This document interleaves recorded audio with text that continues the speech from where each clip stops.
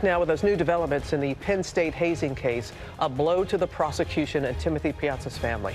ABC's Gio Benitez is here with the latest. Good morning, Gio. Hey, Robin. Good morning. A judge had already dismissed the very serious charges once. Prosecutors refiled them in the fall, hoping they'd stick. Now the judge tossed them out again. Tim Piazza's family watching in disappointment.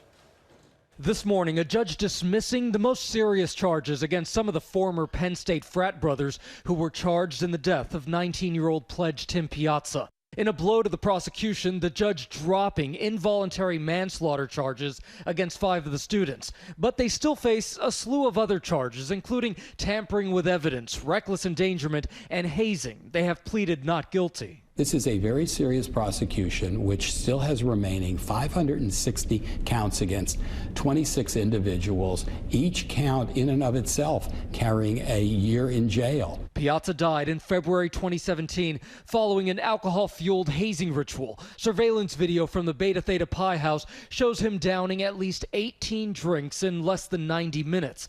That night, he fell repeatedly, even down a flight of stairs. The frat brothers waiting 12 hours before calling 911 the next morning. Throughout the night, they slapped him, they poured drinks on him, they laughed at him, they flipped him around, all while he needed to go to the hospital. Prosecutors allege the students tried to cover up the drinking and that one of the students deleted video evidence from the basement. The FBI later recovered it, and this week it was played in court. Piazza is seen participating in alcohol-fueled fraternity rituals, eventually staggering toward the basement stairs. We haven't watched the video at all.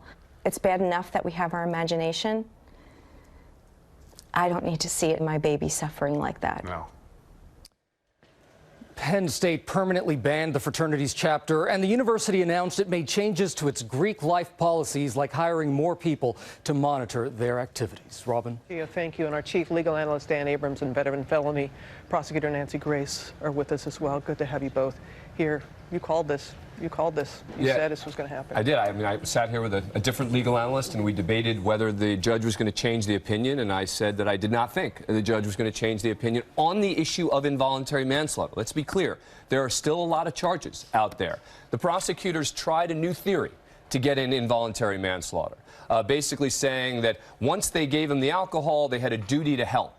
The problem with that theory is that there's no evidence that they knew he was in danger. They knew he was drunk. They didn't know necessarily that he was in danger. I'm trying to control myself because you look on their cell phones, like Dan's cell phone. Boy, would I like to get into this. And they're looking up too much alcohol, cold, body stiff, turning pale. Of course they knew something was wrong. When your body's stiff, Robin, something is wrong. And I want to point out that involuntary manslaughter does not require an intent to kill. It means that you're grossly negligent, or you have an abandoned heart towards somebody else's suffering, that you know there's a known risk. What could be more clear? And one more thing about this judge, I'm very suspicious. I've been doing some research on him, and according to his own bio, when he ran for judge, there's something missing. A law degree. What do you mean she doesn't have a law degree? Well, I'm not saying he doesn't have a law degree. I'm saying on his own bio, it's not there. And I looked up the rules there, and for a magistrate judge, you don't have to go to law school. You can take a course. You could be a Supreme Court justice without going to law school. I don't advise it. Yeah, all right, but anyway. But many do see this as a setback to the prosecution. It is a setback. It is a setback. It's a setback for the prosecution, but you know what?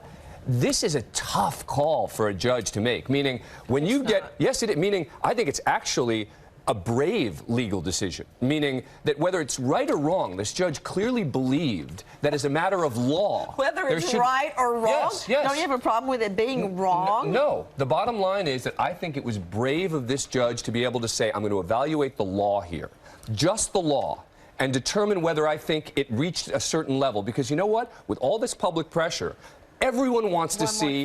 One more thing. Everyone wants to see the most significant charges out there. But they are still facing charges. A whole slew of charges. But I just want to point out that in addition to having head injuries, spleen lacerated, as he lay there during all these hours, 80% of the blood in his body leaked, bled out in his abdomen, and they stood by and let that happen.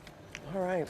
Well, we'll see what happens going forward, and we'll see what happens with the both of you. You'll be back in our last half hour. Your new show will be debuting And you gave us a little sneak peek. You gave her top billing? You know, Grace what can you do? It's. I didn't want to get in a fight about that too. I figure we got enough things. We got enough things to fight about. Yeah. Hi everyone, George Stephanopoulos here. Thanks for checking out the ABC News YouTube channel. If you'd like to get more videos, show highlights, and watch live event coverage, click on the right over here to subscribe to our channel, and don't forget to download the ABC News app for breaking news alerts. Thanks for watching.